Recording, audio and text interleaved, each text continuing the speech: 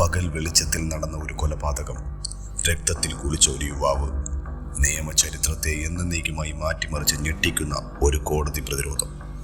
ഇതൊരു കേസാണ്. ഒരു മനുഷ്യൻ വാദിച്ചു പിശാചാണ് തന്നെ കൊണ്ടിത് ചെയ്യിച്ചതെന്ന്. 1981 കണക്റ്റിക്കട്ടിലെ ബ്രൂക്ക്ഫീൽഡ് എന്ന ശാന്തമായ നഗരം ഒരു ക്രൂരമായ കുറ്റകൃത്യത്താൽ തകർന്നു. അതോടൊപ്പം ഭയപ്പെടുത്തുന്ന ഒരു പ്രതിരോധവും. അത് ലോകശ്രദ്ധ ആകർഷിക്കുകയും ഒരു രാജ്യത്തെ ഒരു ചോദ്യം ചോദിക്കാൻ പ്രേരിപ്പിക്കുകയും ചെയ്തു. ഒരു പ്രേതത്തിന് ഒരു മനുഷ്യനിലൂടെ കൊലപാതകം ചെയ്യാൻ കഴിയുമോ? അലൻ ബോണോ എന്ന തൻ്റെ വീട്ടുടമസ്ഥനെ 5 ഇഞ്ച് പോക്കറ്റ് കത്തിക്കൊണ്ട് ക്രൂരമായി കുത്തിക്കൊല്ലുമ്പോൾ ആരൻ ഷെയ്ൻ ജോൺസൺ എന്ന 19 വയസ്സുകാരൻ മാത്രമായിരുന്നു.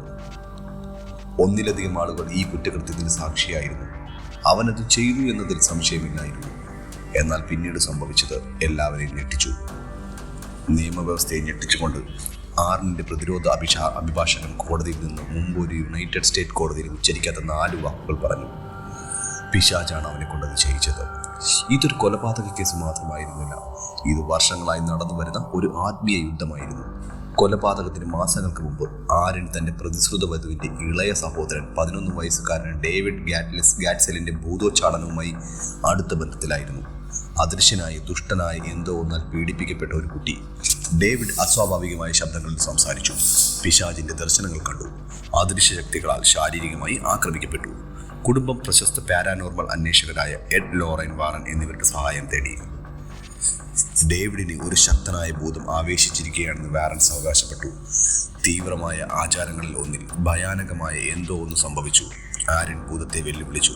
കുട്ടിയെ വിട്ടുപോകാനും തനിക്കിട്ട് പിടിക്കാനും അവൻ അതിനോട് ആക്രോശിച്ചു. എൻ്റർ എന്നിൽ, കുട്ടിയെ വെറുതെ വിടുക, അവൻ പറഞ്ഞു. ആ ശക്തി അതുപോലെ തന്നെ ചെയ്തു. ഭൂതോച്ചാടനത്തിന് ശേഷമുള്ള ആഴ്ചകളിൽ ആറിനും മാറ്റങ്ങൾ വരാൻ തുടങ്ങി. അവൻ അബോധാവസ്ഥയിലേക്ക് പോകുമായിരുന്നു. ഒരു മൃഗത്തെ പോലെ മുരളുമായിരുന്നു. വിചിത്രമായ ഭാഷകളിൽ സംസാരിക്കുമായിരുന്നു. തനിക്കടുത്ത് ഒരു കറുത്ത മുഖമില്ലാത്ത രൂപം ഒളിഞ്ഞിരിക്കുന്നത് കാണാമെന്ന് അവൻ അവകാശപ്പെട്ടു. ആളുകൾക്ക് അറിയാവുന്ന ശാന്തനും ദയുള്ളവനുമായ യുവാവായിരുന്നില്ല അവൻ. എന്തോ ഒന്ന് വേരൂന്നിയിരുന്നു. അത് കൂടുതൽ ഇരുണ്ടതായി വളരുകയായിരുന്നു.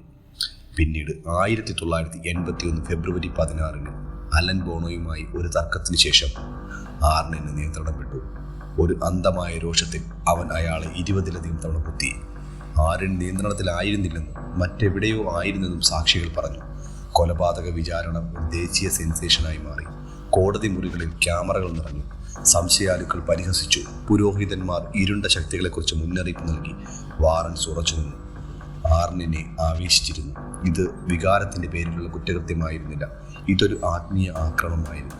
എന്നാൽ ജഡ്ജി കോടതിയിൽ പ്രേതബാധയുടെ വാദം അനുവദിച്ചില്ല. അതിനെ അപ്രസക്തവും തെളിയിക്കാൻ കഴിയാത്തതുമെന്ന് വിളിച്ചു. എന്നിട്ടും കഥ കാട്ടുതീ പോലെ പടർന്നു. ഡോക്യുമെന്ററികൾ നിർമ്മിക്കപ്പെട്ടു. പുസ്തകങ്ങൾ എഴുതപ്പെട്ടു. വാർണർക്ക് ശേഷം ഹോളിവുഡ് അത് വലിയ സ്ക്രീനിൽ എത്തിച്ചു. The conjuring, the devil made me to do it. Warner Shane ജോൺസനെ കൊലപാതകത്തിന് ശിക്ഷിച്ചില്ല, മറിച്ച് മനഃപൂർവ്വമല്ലാത്ത നരഹത്യക്കാണ്. 5 വർഷം മാത്രമാണ് അയാൾക്ക് ജയിലിൽ കഴിയേണ്ടി വന്നത്.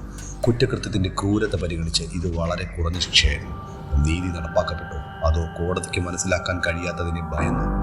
ഇന്ന് വരെ ഈ കേസ് ക്രിമിനൽ ചരിത്രത്തിലെ ഏറ്റവും വിവാദപരവും ഭയാനകവുമായ ഒന്നായി തുടരുന്നു. ഇതൊരു ബുദ്ധിപരമായ നിയമപരമായ തന്ത്രമായെന്ന് സംശയാലുക്കൾ പറയുന്നു. ഇതൊരു മുന്നറിയിപ്പാണെന്ന് വിശ്വാസികൾ പറയുന്നു. നമ്മൾ കാണാൻ പാടില്ലാത്ത ഒരു ലോകത്തേക്കുള്ള ഒരു എത്തിനോട്ടം. അവർ പറയുന്നു പിശാച് ഒരു രൂപകം മാത്രമാണ്. എന്നാൽ കണക്റ്റിക്കട്ടിലെ ബ്രൂക്ക്ഫീൽഡിൽ പിശാച് വിചാരണ നേരിട്ടു. നമ്മുടെ ഇടയിൽ നടക്കുന്ന തിന്മയിൽ നിങ്ങൾ വിശ്വസിക്കുന്നുണ്ടോ? നിങ്ങൾ അതിൻ്റെ പേര് പറയാൻ ധൈര്യപ്പെടുമോ?